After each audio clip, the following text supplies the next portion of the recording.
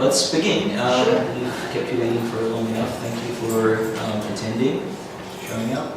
I would like to welcome you to our, I think this is our lesson by our guest speaker for the current semester.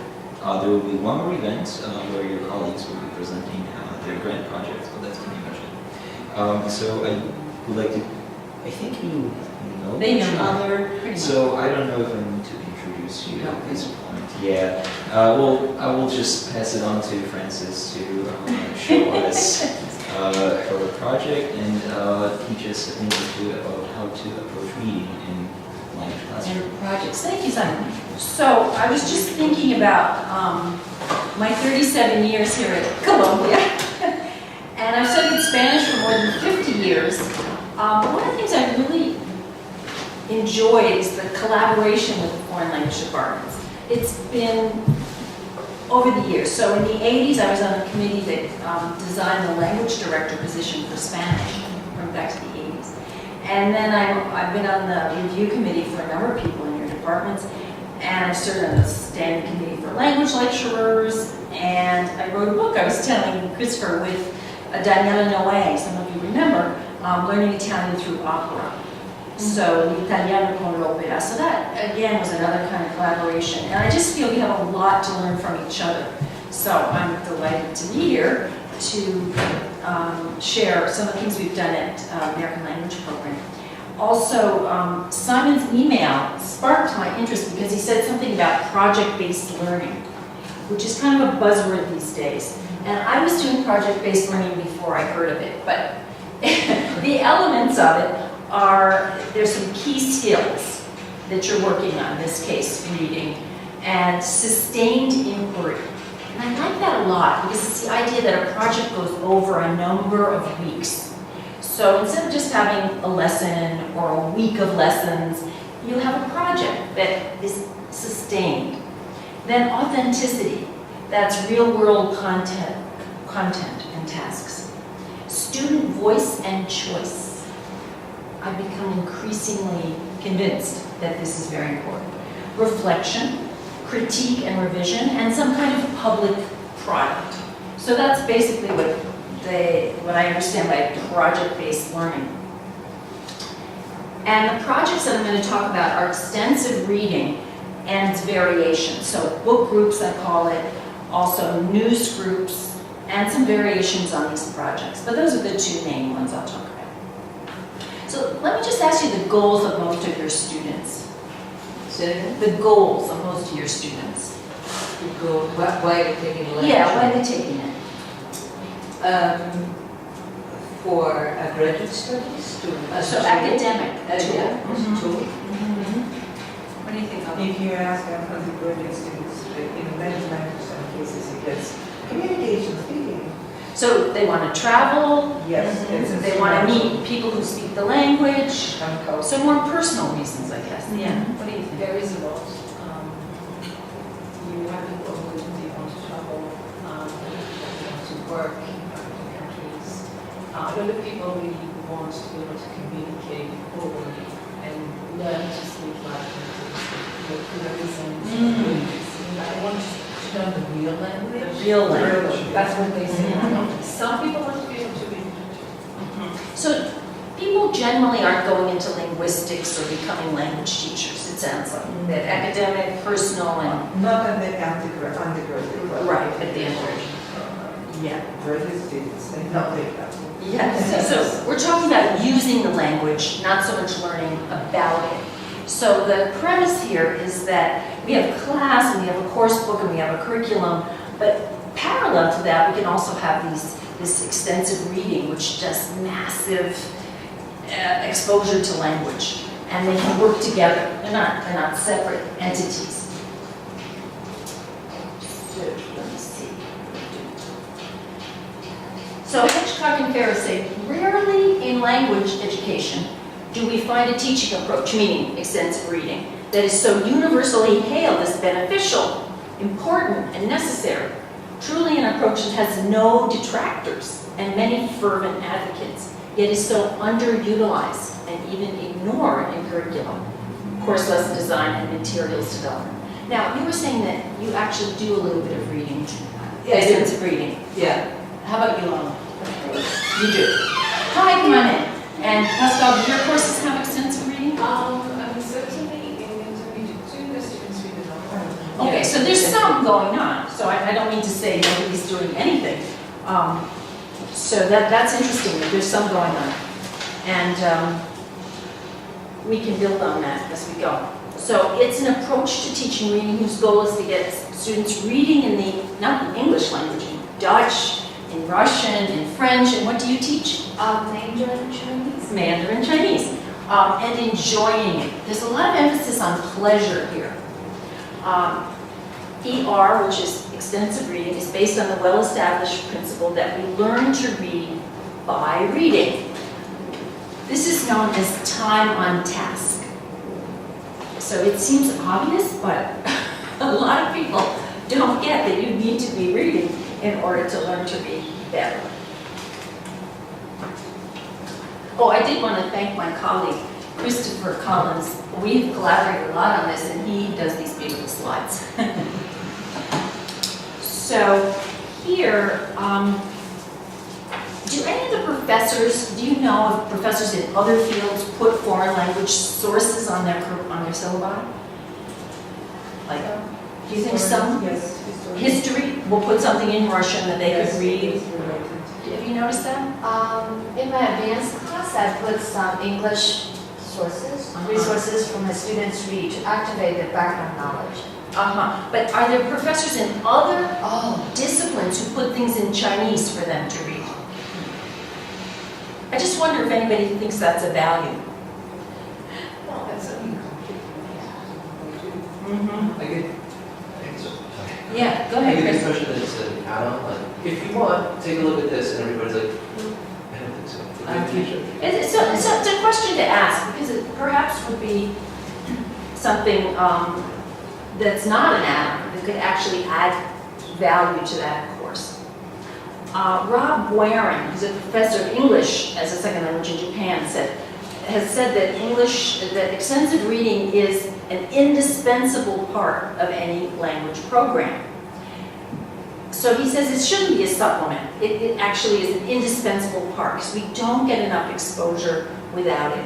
So the reading a lot of vocabulary in different contexts, recycling structures and seeing how they fit together, and what he calls getting a sense of the language, a feel of the language, which makes perfect sense.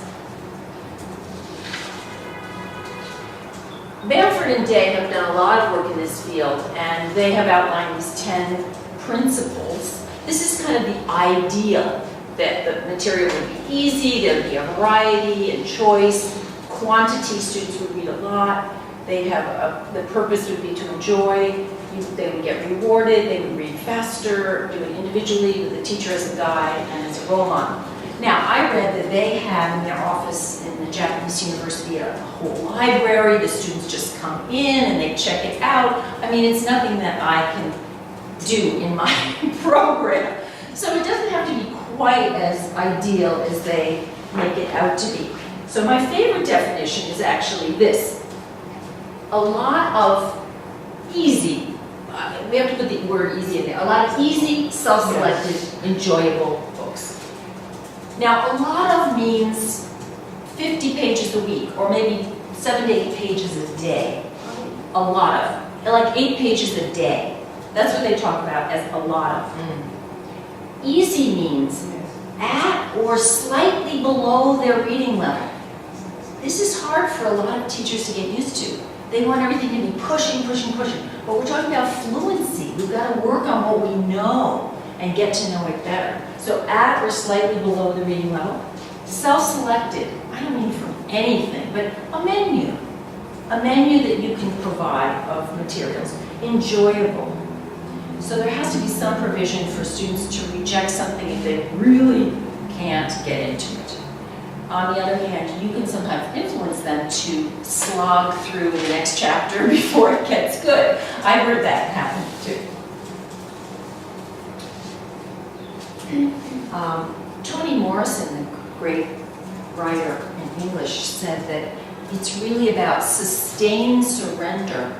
I quoted this in my last talk, sustained surrender in my own mind, or to my own mind, she said, as it touches another.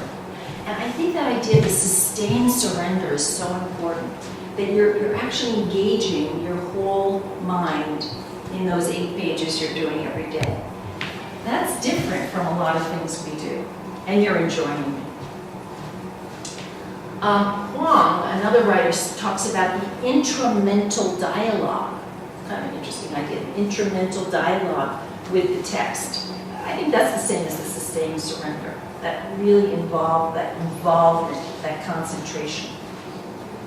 It's useful, I think, to make a difference between extensive reading and intensive reading. So mostly our course books and the materials we give are intensive reading. We dig deeply into every word, every sentence. We go slowly and carefully. We have comprehension questions and inference questions and vocabulary exercises and discussion and all of that paraphernalia that goes with it. Nothing is wrong with that. We need that. But intensive reading is a different animal. The idea is to go faster, to develop the ability to think in the language, to enjoy it. And basically the outcomes are increased fluency and some vocabulary. So again, quoting Robert Waring, who's a big advocate, he says that language programs that don't have extensive reading or graded reading, a graded reading component of massive, comprehensible, sustained, silent, individual language practice will hold back their learners. So this idea of massive is interesting. Much more than we give them in our book. So a way to think about this is that the intensive reading is more difficult than the extensive reading. But quantity is more, choice is more, autonomy is more, and motivation is often more with extensive reading.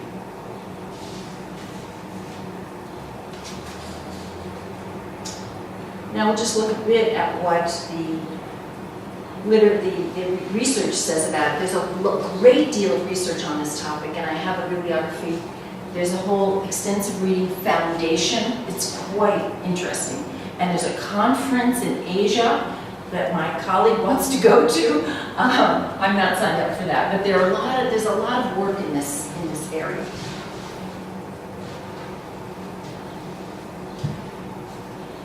Comprehension is really the goal, being involved in meaning, and it clearly does improve if you're reading at or slightly below and you're reading a lot. Automaticity is another word for fluency. That is gained. Knowledge.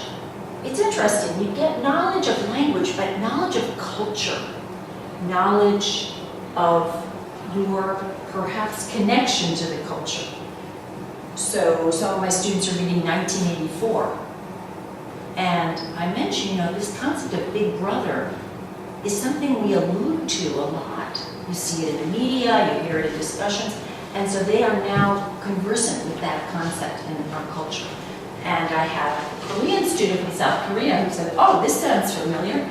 It sounds just like North Korea. So there's a cultural connection to be made too. Vocabulary and grammar. Again, you need so much more language in this amount of reading than you possibly could in the first book. But it also contributes to production, speaking and writing, and confidence and motivation. Just this morning, one of my colleagues came out and said, Frances, I'm doing book groups in my level 3, which is B1, intermediate, and the class is not that great, and this particular student was really not doing a thing. And then she was asked to make a poster, a timeline on her book. And she came up with this on Maria Tallchief, the ballerina. So this was more language than this student had generated ever. So that she was jumping up and down to this colleague of mine and saying this was something that motivated her. Reading this book being asked to make a timeline. She obviously loved the ballerina aspect of it. So that made me really happy, and I said, can I show that today? And so that's the original.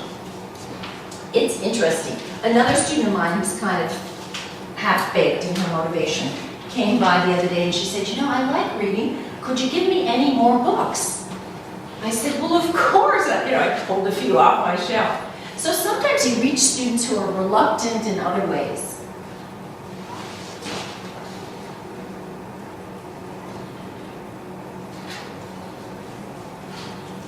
I don't think that one is so relevant to us, but this is that our students in English are amazed when they get into college and how much reading they have to do. I was just thinking if some of you send students to study abroad, they may have that same reaction.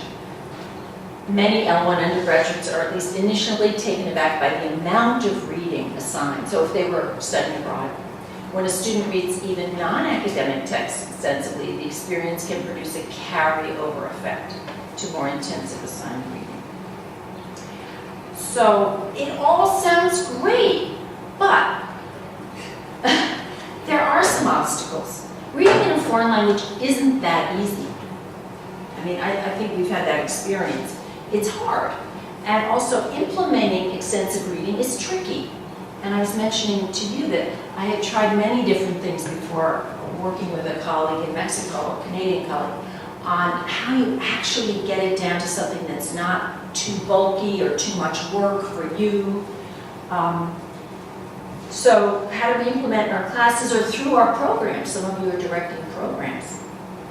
So I will give you some detailed handouts, and I'm happy to work if somebody wants to talk to me about how to do it, because we have refined it. And we haven't refined it in a lockstep way. We've refined it in a way that everybody can do it in his or her own way, but there's a certain pattern to it that's predictable, and students really enjoy that. So I'm happy to share that with you. So what's hard in the language? Just to review, reading in a foreign language is particularly hard because the words and grammatical structures, that's what the students notice. The text conventions can be different, and the cultural context. So all the things they can learn, of course, can be less than familiar. But another thing I think happens, when reading in an unfamiliar language, even accomplished readers commonly function like novices, exhibiting many of the same problems as unskilled readers. I've seen this often. I've seen it in myself. We regress. We start reading like word for word. We forget to guess vocabulary from context using lexical inference. We forget to predict or have that intramental dialogue with the text, that active reading that we do in our own language. We just forget. And we think, oh, I just don't know. So those are some of the obstacles for the language. But how about implementing it from a teacher's or program point of view? Sometimes you think, oh, I don't have time. And that's a real consideration, how much time. I generally give 30 to 40 minutes a week, but it can vary. It can be less, it can be more. Money, this has to do with buying materials. If you need to buy materials, that sometimes is an obstacle.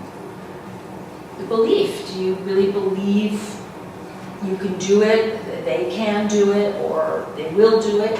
And availability of materials, which is an issue for non-English languages and some less commonly taught languages. And curriculum fit, how's it going to fit in? Where is it going to fit in? Our syllabi is filled to the brim. So all of those questions come up when we try to implement this kind of program.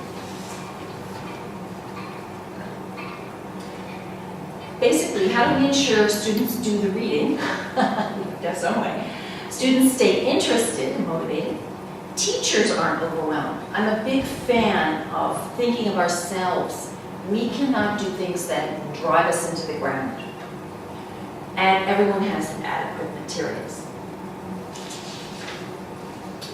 So what we've come up with, and I want to give credit to my colleague Beverly Binder from Canada, who really did a lot of this work and taught me a lot. So there are two things. The collaborative approach is the connection between the work you're doing in class and the extensive reading, which is mostly done outside of class, and also the collaboration among the students is a really strong motivator for the and source of enjoyment. So we call it book groups in our plays, and this is one way to incorporate extensive reading into a curriculum, either on the program level or on the individual teacher level. But we do it as a program. The way it happened is I started doing it, sort of figuring out how to do it. Then I shared it with some colleagues. They liked it. They began doing it, and they varied it to, and we eventually got a bibliography for our program, books at different levels. And then I've given a couple talks about it, but it's not a rigid thing. It's just got these certain characteristics, and people have made it their own. Usually I do it in the second half of the semester, something new, something a little different, and a project that really has some legs. And I'll talk about those legs in a minute. So for the teacher, the preparation is the most work. While the project is going on, you step back, but preparing is choosing the books, finding the materials, forming the groups. I usually have them rank the books, what they most want to read, and try to give people their first choice. And of course, explaining the benefits. So let's talk about choosing the books. I think this could be a problem. I have somewhat of a solution, but remember we want at or slightly below their reading level. And I don't think first semester it could work, but they have to have at least 1,000 words, so I don't know, maybe second semester. I have had a teacher do this first semester, Apollo 13, with a lot of pictures, so it's not impossible, but they all read the same book, whereas in my design, they read different books in different groups. So remember that idea that they need to be a lot of easy, self-selected, enjoyable books.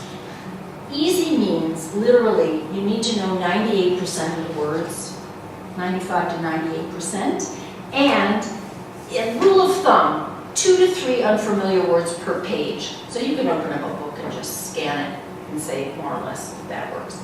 The goal is fluency and pleasure. So is there language learner literature in your languages?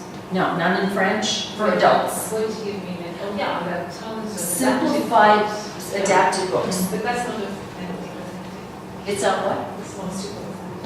Yes, that is an issue, and I used to be very snobby about that, but I have changed my tune. I've changed my tune because there's a real benefit from being able to read a simplified book as a step towards reading a little higher, a little higher, a little higher. So this happens to be Teacher Man, Frank McCourt's book. There are a lot available in English. How about Russian? There are simplified books. Do you like them or not? I have chosen about 5. Hmm. We have a connection with the publication, The publisher? The publisher in St. Petersburg, Oh, wonderful. and they do books for foreigners. Oh, great. And how about in Chinese? Very few. You. It's an underdeveloped area. Okay. And graded readers. Yeah, graded readers. And how about Yeah, Dutch? there's a lot for L2 learners and. Oh, good. Yeah. Okay, great. So this can be a problem, but it doesn't have to be. And I do have on my bibliography, Paul Nation, who has done a lot of work in this area, has worked with Lawrence Anthony. And Lawrence Anthony has software that can simplify text in any language. And Simon, listen up. I'm suggesting this could be a great project for somebody. Because if you could learn that, use that software, imagine people reading Gogol short stories, right? But they could read them, let's say, at 4,000 words, at 6,000 words, at 8,000 words. So you start thinking of it as steps towards more authentic things. But it's pretty exciting, and in Asian languages too, in Chinese, yeah. So I don't know a great deal about this, but I was very excited to find it. And you can go on YouTube and learn how to use this. It's called ANT, for concordance. You know it? Okay, so I just think maybe, you don't need a huge library, but if you had some selection, so you could give students some selection at each level, I think it could be really great. It just came out, it's a relatively new program. Okay. They just released it. And somebody has to really love software, but you can collaborate with somebody on that. The other issue about choosing books is fiction or nonfiction. I was giving my students choices, some fiction, some nonfiction. Most of my students always read nonfiction, rarely read fiction. And I've read some interesting research that talks about the value of fiction for teaching empathy and language and all these things. So you have to decide. But it doesn't have to be fiction. But, you know, maybe if you give a choice, it could include both, and you could steer them to the other, or you could talk about the benefits. I don't have an answer, but I've just noticed their choices tend to be in a certain direction, and they get surprised if they read something they like. Would it be simpler nonfiction? Not necessarily. Usually very difficult, no? Yeah, but if it's simplified, if the vocabulary, see the thing about language learner literature is the vocabulary, the non-frequent words are taken out, and the frequent words are recycled. Yeah, the frequent words are recycled. So that, it depends, there are levels of simplification. So that language is really quite different from the original language. But other things are just simplified, taking the vocabulary out. So there are levels of it. All right. Now, so book groups for the student. At home they do the reading, evaluating, and other tasks. But in the class they schedule together, and they run it. And then they have I usually have 4 meetings, 4 to 5 meetings a semester, and some great follow-up tasks. My 2 favorites are book interview with me. I get a great sample of their ability to speak, and book presentation with the group. The group gives a presentation to the others. So let's take a look into the classroom. The idea here is collaboration. So the principles, these are, let's not have that, just, these are groups within, they don't have to be equal groups within your class. But the principles of collaborative learning is positive interdependence. So the group needs each other. And let's say if you look at the blue group, one person will be, their role will be a director. One person will be the character analyzer. One person will be the conflict analyzer. And the other person might be the language maven, language looker. So each has a different role when they read a certain number of pages for that week. The following week, they have a different role. They switch. So they're reading with a purpose. Second is individual accountability. So everybody's there to learn each thing. Each success depends on all of them. Third is equal participation. So everybody has a job to do, and they participate. And fourth is the simultaneous interaction. I've also read that all of this could be done electronically. I have not tried it, but you know, somebody might like that. So where are you in this picture?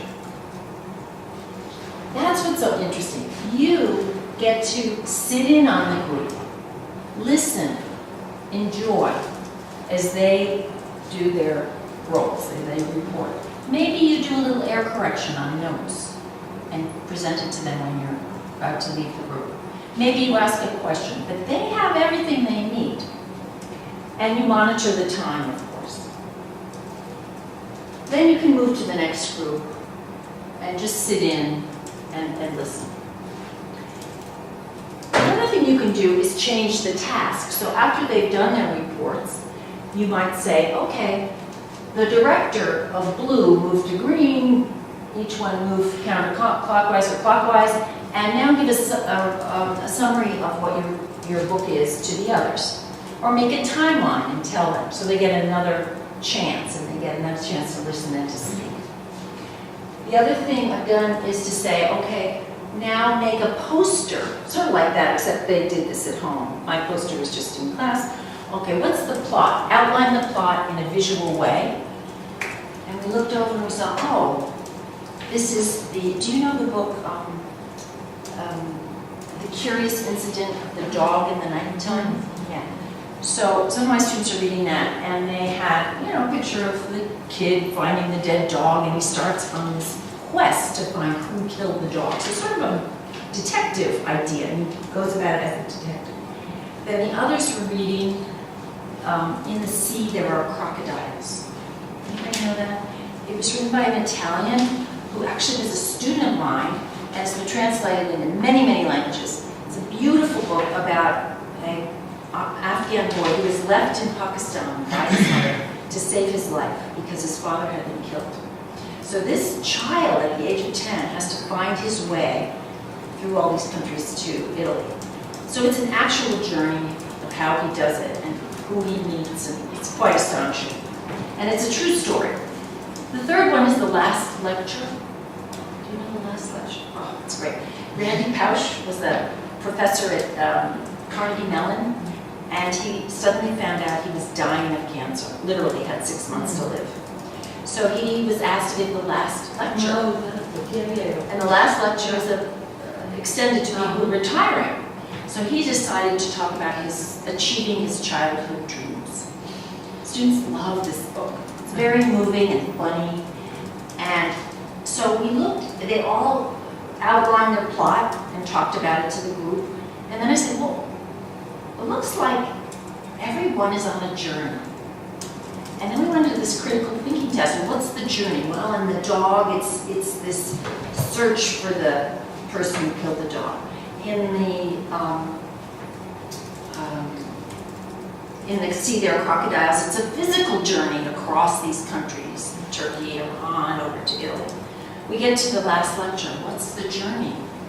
They really thought, and they thought, well, it's a journey against time. It's such a great moment, right? We could compare these books and get to, you know, a general understanding of that. So after they do their reports, there can be other discussions and other little tasks that you add in there.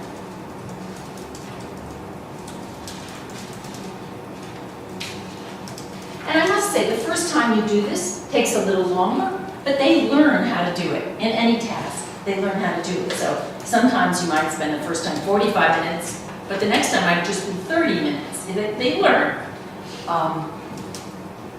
Let me show you what a sheet looks like. This is an advanced level, and they were reading Open City. So this is the character educator. And I will give you these sheets. I'll also please invite you to make them simpler and in your language, because they don't need to be difficult. But this is giving an example of words. Here it says list the traits. And here the student says, and then this is very interesting, connection. What parallel events or situations in your life or in the world today does the reading remind you of? And that's a very good discussion question, actually. And then if you want, rate your participation. My friend Deborah Binder designed these based on a lot of things she read. She said they're not totally original, but what is, right? So this is some discussion questions of the director's job. So we had the character educator, this is director. What did you think of the narrator's opinion of his aunt's novel? Any thoughts on the narrator's discovery? Were you surprised? Sometimes the questions are amazing. Now, going back to intermediate level, I have used these little books, which I used to scorn, but I don't anymore, or B1. So one group was reading Gulliver's Travels, Symbol Edition, classic British book about different societies and visiting different places, right? And another group was reading The Time Machine. I run into references to The Time Machine in the New York Times crossword puzzle weekly. So the two cultural icons, and we gave the reports, and then one of the students said, oh, you know what, Francis? I can see that both of them deal with distant societies. One is physically distant, and one is distant in time. Oh my gosh, I was so excited. Right? Critical thinking. So we get to a new level, even at, because our students are really intelligent and smart, but we have to give them opportunities at that level, that speaking in that language, second language, to say things. I talked about other follow-up activities, and this is about the book interview. So I use this as a graded speaking assignment rather, and I meet with each student and ask them to bring the questions they want me to ask. So I'm putting them in the driver's seat. I am sort of inspired by the oral proficiency interview, so I try to move them from concrete to abstract, from real to hypothetical, which of course they avoid, but I try to upgrade the level. And I had a student, a Saudi student, who read this book, and he identified in such a profound way with Russell Baker. Does anyone know this book? Russell Baker was a humor writer for the New York Times for years, and this is about growing up in the Depression. And he lost his father as a young man. And he couldn't grieve because his mother wouldn't let him. She said, you gotta go out there and do your paper route and keep going. So this Saudi young man said, Francis, I am the child of the second wife. And my father was, much older, and he died. And my mother needed me to go to the court to settle the estate. And I never got to grieve. So through reading this book, he identified with somebody else and with my culture, right? It was that cultural connection for this kid. And it was so profound. I later found Alan Bennett, a British writer and playwright, said this. He said, the best moments in reading are when you come across something, a thought, a feeling, a way of looking at things, which you had thought special and particular to you. Now here it is, set down by someone else, a person you've never met, someone even who is long dead. And it is as if a hand has come out and taken yours. That's a profound thing in a second language. That hand has come out and taken yours. It's what Clara Cramsh calls that third place. And you're not in your language, you're not in that language, you're finding that voice. And that can happen with reading.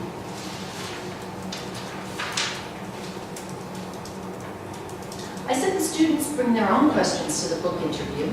These are from a B1.2 class who read the Diary of Anne Frank. If you were in a situation like Anne, could you imagine hope or future? Why or why not?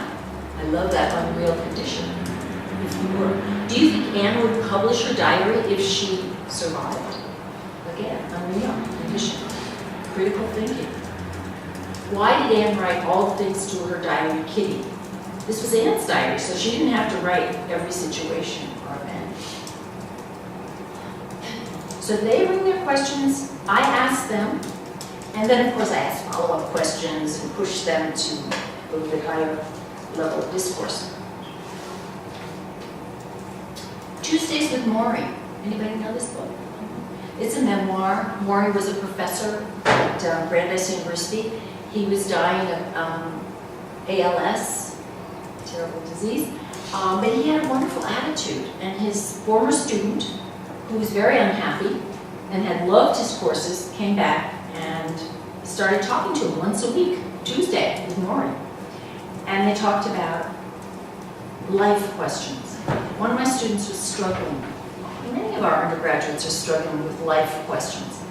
And she said, Francis, all the questions I'm asking myself are in this book. She was holding on to it like this. So these books can get to big ideas that we don't normally get to in our curriculum, or we can't do maybe on a large scale in a classroom. It's a more intimate relationship. So she says, describe the relationship between Maury and Mitch. Maury is the professor, Mitch is the student. Why do you think Maury became famous after he got sick? In your opinion, what is the most important lesson which Maury taught?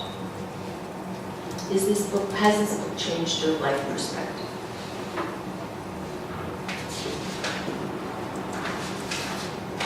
So I've already talked a lot about critical thinking, but it really gets to a deep level for some students. In the roles, in the discussion, in the book interviews, you can have them write essays, and of course the book presentation. It really boils down to what I call a reading habit. And Nuttall wrote, "Reading is like an infectious disease. It is caught, not taught." Isn't that great? Reading is like an infectious disease. It is caught and not taught.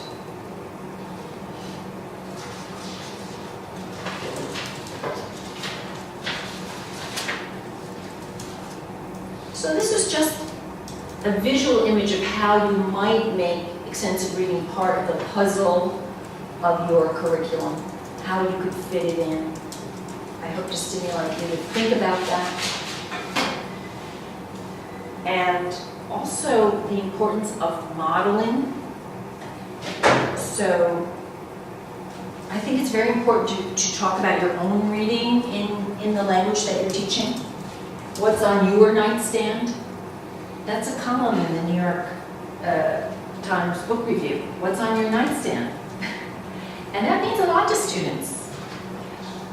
Also model the reading practices that you want them to adopt. You can do sort of a think aloud, verbalizing, like this dialogue with the text. So you're asking questions as you go along, and you're guessing the meaning of words, doing lexical inferencing. You're going back and forth to say, oh yeah, I remember this on page whatever, now I'm noticing this about the character. And just demonstrate a little bit each time, and they will understand.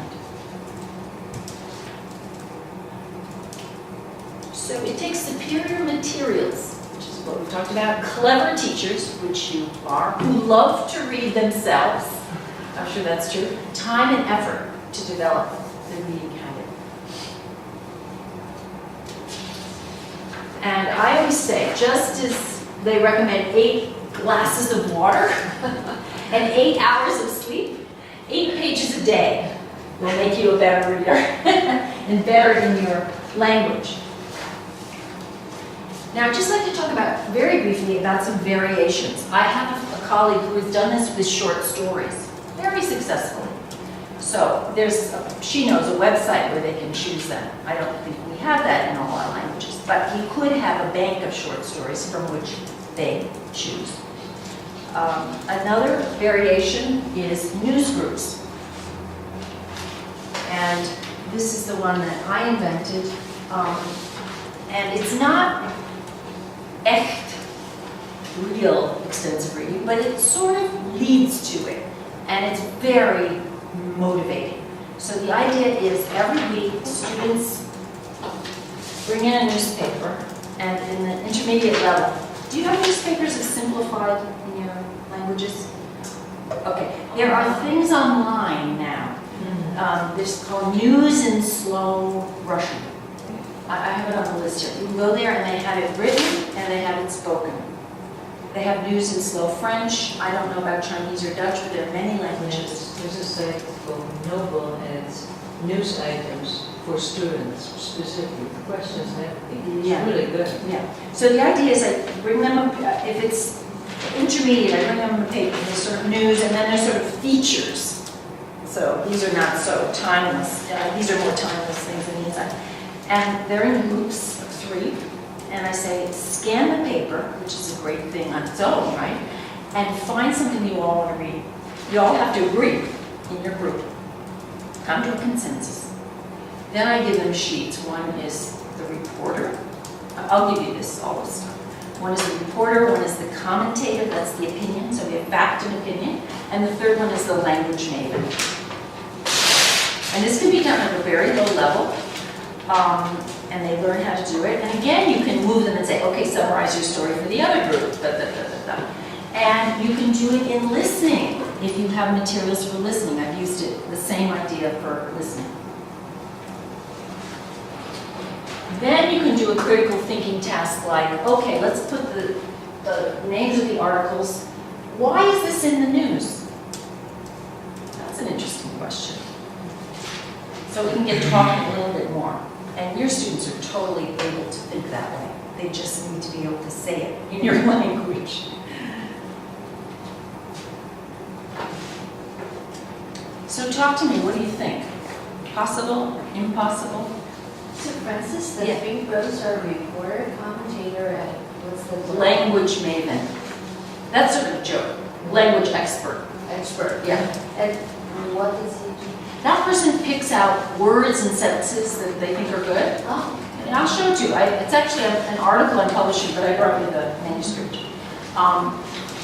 It's the beauty of this is it's what I call they're reading alone together. So they do the reading outside, the note taking, whatever. But then they come together and collaborate from these roles. And the role switches each week. And I do the news groups maybe 5 weeks. Second, third, fourth, fifth, sixth. And then I sometimes actually do it as a graded assignment where they have to do it on the spot. Okay, you have a pair, one of you is the news reporter, one of you is the commentator. Pick an article, take notes, practice, and do it in front of the camera. All right, so we build up a little speed, put them under a little pressure. But they like it. They like it because it seems relevant. It's that use of language, and it's not too hard. All right, so here's the bibliography, and some of these things I found for your languages online. I'm sure you know more than I do about that. So What's your opinion on using children's books? I think it's probably not okay unless you're studying children's literature, because I think it infantilizes them. But if you're studying children's literature, it's fine. I mean, like if you have fairy tales, I've often done fairy tales, but we do it from the point of view of, Bruno Bettelheim or some kind of sophisticated analysis, not just, oh, we're reading stories for children. But I think we have to be careful with that because that's kind of the idea that you're a child, but our students are so sophisticated. That is probably also the age, because when I learn a new language now, I'd love to read children's books. Yeah, but you're because not I know- 18. Yeah. Right, so that's probably good. How you present it, you say this is a staple for every Yeah. child. Yeah, from that's right. the So- petit class. Yeah. The petit class is funny. But that is very They're philosophical. too young to understand that it's okay to read for little kids, and too old to, Yeah. they're right in between. Oh, Pascal, I totally agree with that. That's such a sophisticated book. It's sort of like Pixar movies. You don't go to Pixar movies as a kid, but the parents are getting something totally different. Well, That's yes. quite a lot like the Petit Nicolas is actually extremely enjoyable for adults because they Right. take the adult perspective and look at Yeah. this Yeah. is so cute, Yeah. Or the Moon Trolls. It has something in Yeah. us that's Exactly. It was written in Swedish. Yeah. It has something. And that's it's nostalgic. such a- Or like reading Winnie the Pooh. I mean, Right. Yeah. Yes. It has something. I would not think that would be. We read it as an adult. influencing. No, Yeah. because- Yeah. And totally love it. Right, so I do think it matters, but the way I do it is I give them, if you take the handout I just gave you, the book project, the first page gives you sort of description, and then I give them, it depends how many are in my class, but 3 or 4 to choose from with these blurbs. Page 2 of book group on the back. So I had 3 here, The Adventures of Huckleberry Finn, Frankenstein, and Titanic. Okay, low level. So I said, which one do you want to read? And I have them put a 1, 2, and 3 and rank it. And then I go back to my office and make the groups and try to make groups that I think will work. And most people get the first choice. You could give more than you if you had 4 or 5, but in this case, you could put the children's book as one of the choices. And, if the blurb says this is known by everybody and, people will know what they're getting into. Okay, then, when you start it, as I said, the most work is at the beginning. the scheduling is you set the dates. So every Tuesday class will be doing this, and then the dates are blah, blah, blah.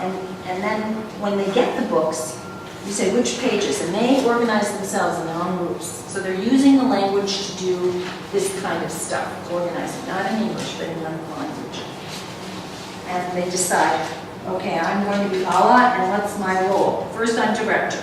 Next week, I'm character analyst. Next week, I'm language analyst. All right, so I know in advance. Actually, I make them little folders because they get all mixed up. Yeah, I make them little folders. So then you can see, these are designed by my friend Beverly. These are, I've used at high, intermediate, and low advanced.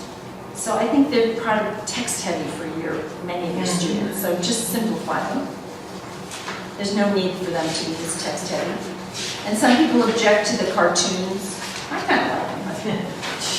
So, and if you don't have 5 in your group, that's kind of a large group. I usually do 3 to 4. But one time I had only 2, and the book was Oliver Sacks' Man Who Mistook His Wife for a Hat. And I had a Somali doctor and a Korean woman with an autistic brother. Wow. Oh, it was fabulous. So you never know. I mean, try to connect them to what they care about. Yeah, go ahead. Sure. And if you want one of these, just, I don't know. Yes, please. Yeah, okay.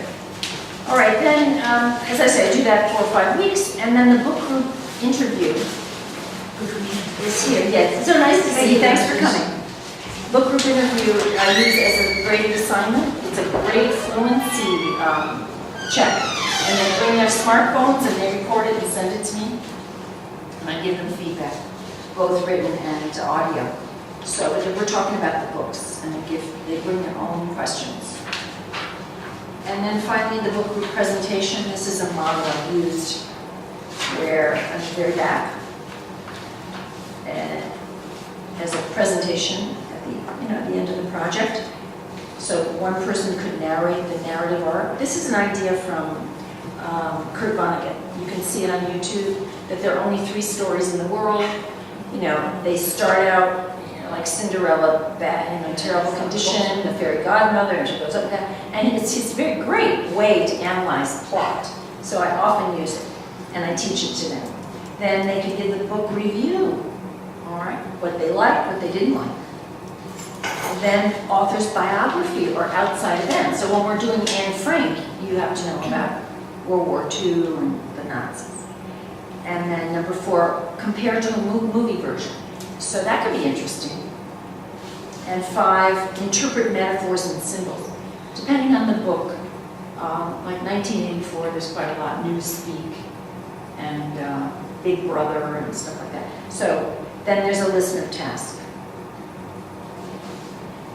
So you can simplify this, you can have fewer roles, but again, they each have a role to do. And overall, they're trying to persuade the others to read the book. Right. And I feel that I've been successful if the others want to read the book. So how many hours per semester do you dedicate to this project in terms of class? Actual classes. So if I'm doing the news group, I usually do it for 30 to 40 minutes once a week. 30 to 40 minutes once a week. Sometimes it could be less, it could be 30, but they learn how to do it. So they know they have to report, give their opinion, and then if I do another task, that takes a little longer, depends what I want to do. The book group, I do the same, 30 to 40 minutes. But if you add on the interview and the presentation, that's extra. And of course I give essays. They can write a lot about their book, and they can compare it to other things. We use it in different ways. So how structural is it to your whole? It's a major project. It's a major project. In fact, what's given me great pleasure is that it's a major project throughout the whole program now. Because it grew from, it wasn't imposed, it was an idea, I experimented, I told other people, they adopted it, adapted it, and people liked it. So we start with the news, And then after midterm, we go to the book. I'm thinking, I wonder what, that there's so much material here, and it's just, how do you teach, or if you do it, when you students just start doing it for the first time? Do you tell them how to read? Because I can't explain why I'm asking these questions, because in any foreign language classes, the first and the second year, students or learners are so much used to understand each word. And if they don't understand this, why the comma is here, what this exclamation means, they think, That's the regression. yes. So- And so what are your instructions, if any? How should they, or how they should read? I don't give a lot of instruction. I want them to read for meaning and enjoyment. So if I've chosen the book at the level, at or below their level, and I've given them some general notes to take, questions to ask, that seems to be enough. Now, as the project progresses, I might do that read aloud and show them how to have a little bit of a dialogue with it. How about dictionary? It's fine if they want to use it, but they shouldn't have to use it too much if there are only 2 or 3 new words. That's, Okay. because But it should be reading for meaning, reading for the story, reading for... I want to say, who killed who? Exactly. Yeah, I should know. that should be it. And today, one of my students said, you know, we missed one of our sessions because the teacher was sick, but we talked about it anyway. Oh my gosh.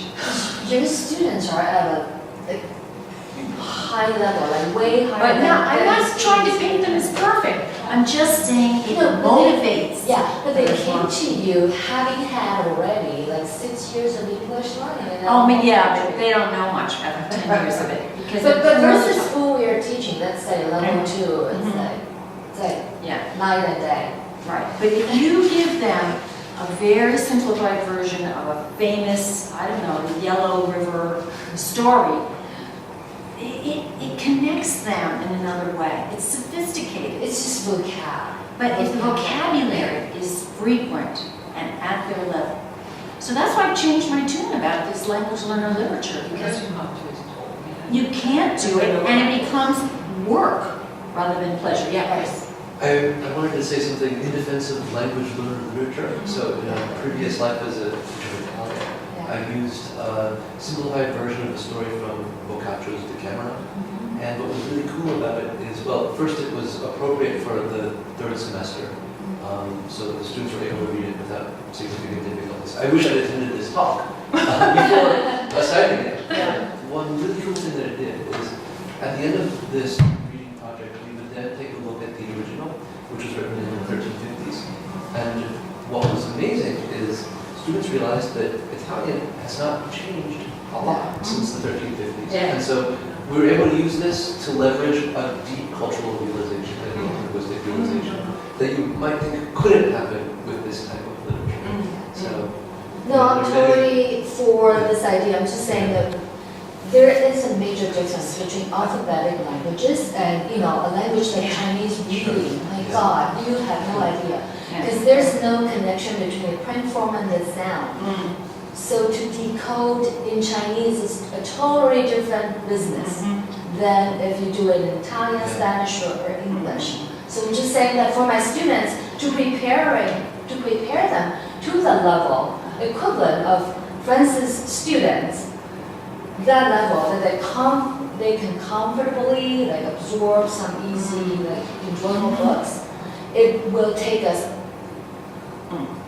twice as much time. Let's think about maybe short stories.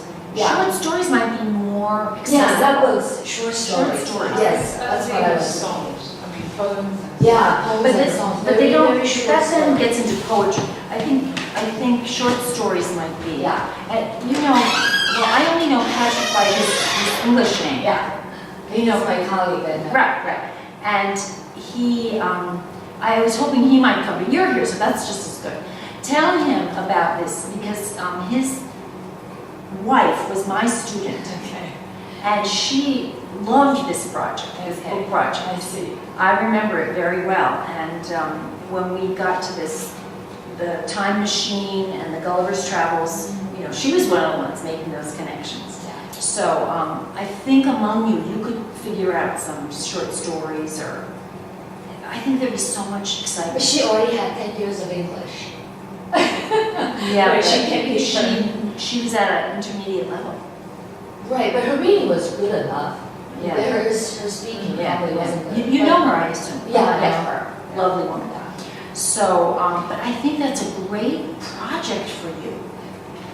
Maybe, I know, but what both I'm of the thinking is you solutions- guys could get a grant for this. I really think. I would love to Yes, get that. You and Patrick, and maybe my colleague Christopher. Christopher is really great on technology.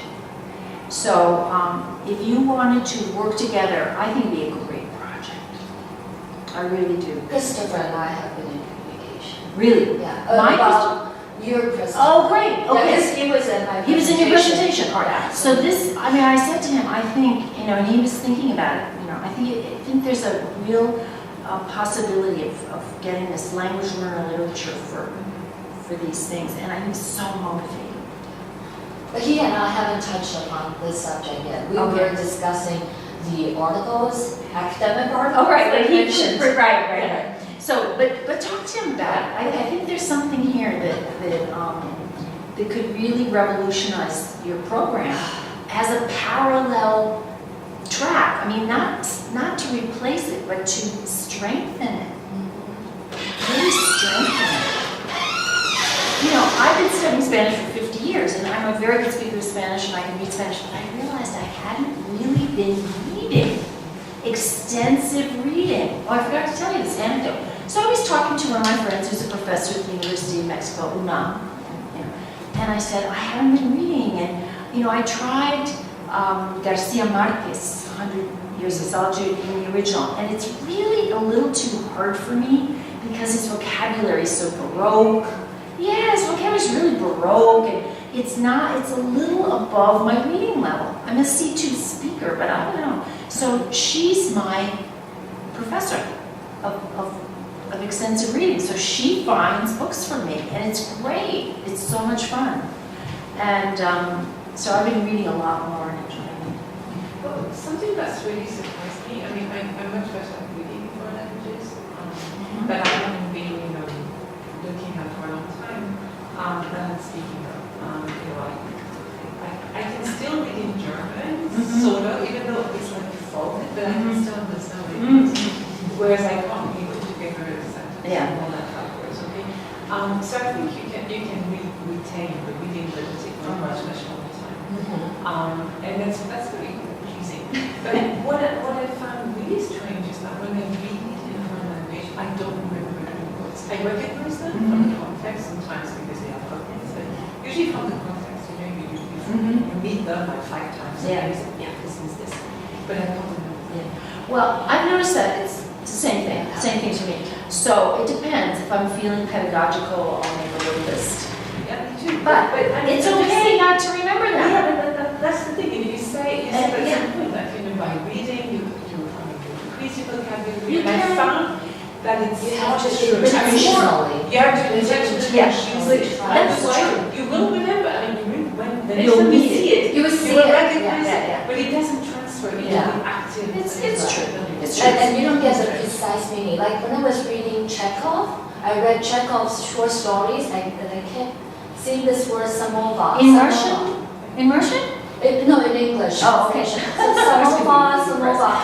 Okay, I know samova somehow has to do with maybe food or something. Yeah, kitchen, but I never looked it up. Right? So I read Chekhov for the entire year. So many books. I still don't know its meaning. I know it's related to something. So But I mean, it's since fine. you You know can, a word, there are so What, many right. different levels. As I explained. One of the things is, I'm sorry. to- No. Yeah. I think that with vocabulary, that's you already remember the word. Right. After Like running repeat into it, it like so many 20 times. meetings. And that might be the time, if you're interested, to Right, look it up in yeah. the dictionary. Yeah. And then you have to go to the Russian tea room and see it. Finally, I saw it. I think when you read a word, then, I think you said this, but Yeah. when you encounter it in a conversation or in a face-to-face context, the meaning of it is kind of, it's not completely coalesced, but it's a step up from not knowing it at all. Yeah. So I know a It's in word, that long, partially known That's true. part. Then I'll have It's a long flashback journey to the word. really acquire a word. Yeah, And yeah. I think that reading is not the best way to. Oh, no, it's not the best, but it's about fluency, yeah, absolutely. Enjoyment. It should be a really big amount of reading, Mhm. just to increase, to start being, Yes. to show up in your production. Absolutely. Because that's production. Yeah. Maybe just write it down and say, next time I'm going to use it. Yeah, but I'm a big believer in this 8 pages a day. I think that if you can keep yourself focused on that, reading for 8 pages a day, that's a lot. I think for me as a learner, the greatest contribution for me to read on a regular basis like that is the enjoyment level aside. I think getting a feel of how phrases turn, how sentences are strung together. I felt that after years of reading in English as a foreign language, I kind of got the feel like, oh, I expect things to turn this way or that way. I could sort of predict. And that's your knowledge of multi-words and lexical phrases. You know, we're not always new. We put those same words together. You know, when my older son was in a dual language program, Spanish and English, in the New York City public schools, in the 4th grade, the teacher said, you're going to read a book in Spanish. And I was astonished. A book? But she had all these simplified books, Bebedo, I don't know what. And lo and behold, my son read a book. He didn't have any feeling that he shouldn't be able to.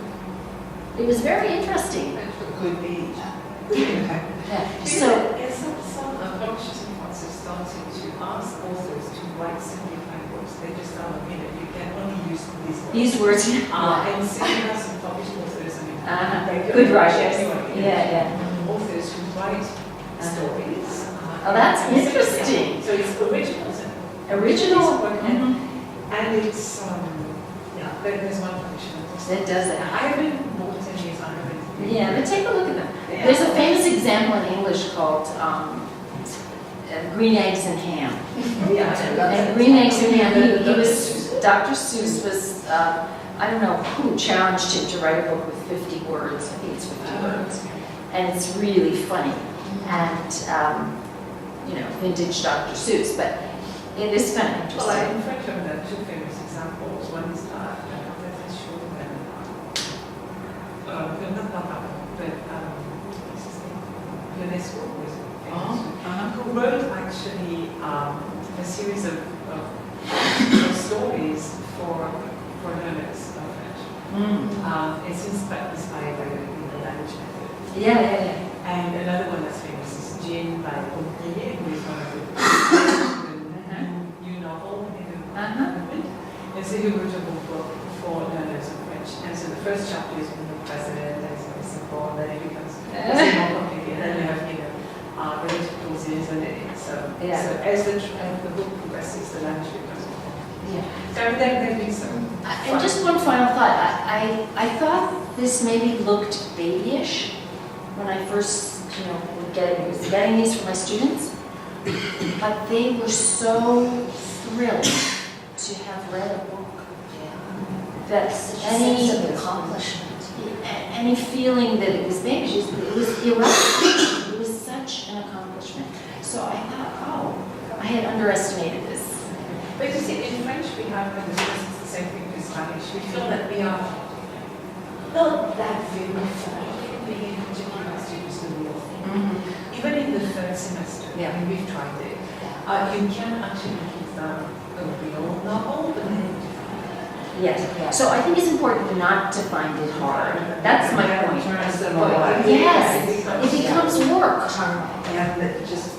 But if you give them something that's a little below their reading level and they can do it, wow, that opens the door. And it's fluency. It's not intensive reading in our books, looking at it. It's a different purpose. another thing is comics. Yes, but sometimes they're very idiomatic. Yeah, but we can find some that actually don't have no descriptions. Yeah. That's one of the things I do want them to be able to read all the descriptions. Because they're so used to read this short. Tiny little things, Yes, yeah. tiny little things. You want them to be able to read half a page, a page, so that they are not afraid of the text, the amount of the text. Yes. Yeah, Chris, My own experience in learning Italian is not so far in the past that it's all blurred together. So I can remember exactly what it was like reading. And I think that there's a lot to be said for discrete units of text, i.e. books. That is, when I was first learning, I would say, okay, I read that. When I read that, I was sort of counting, how many books had I read, even if they were small little books or easy books. but Just it's a sense, mastery. yeah, just the sense that you were building up to something. So I think that's really great. Yeah, it's accomplishment. So anyway, I'm delighted you came and we talked about this and you're excited and you already kind of do it, and maybe this idea of the book groups and the news groups can work in your program. Can be incorporated. Yeah, I hope so. And if you want to get in touch with me, I'm Fab 1. I think I put it someplace, but sometimes I forget. Fab 1. And I'd be happy to sit down and have a chat about the details if they're not clear, or if you want to do something a little different and you just want to talk about it. Yeah, I'd be happy to. It's my pleasure. You mentioned that you have an audiobook. I do. I gave you the text of it. It's this one on new ways in teaching speaking, and it's how to set up the news groups. It's a short article. I think I gave it to you. Here you go. New ways in teaching speaking. Yes. So this is a short article to be published in a book, and it has the news group forms, and then it has And the roles? and it has simplified ones also, because a colleague of mine, I said, do you have ones on intermediate? And she did. So that's what's happened in our program. Same roles, but different type of simplification. It's pretty funny because I just came back from Montreal and the last day I spent like 2 hours talking to people at the bookstore and saying, I'm looking for easy text. What that explains. For my intermediate students. And I really love, I do that every time I go to the bookstore. And it's always the same thing, they just suggest things that turn out to be people have no idea. No, they don't. How difficult text is. Yeah. So we need to make our own. And I think we could do it. You're starting a movement. I really think so. I think so.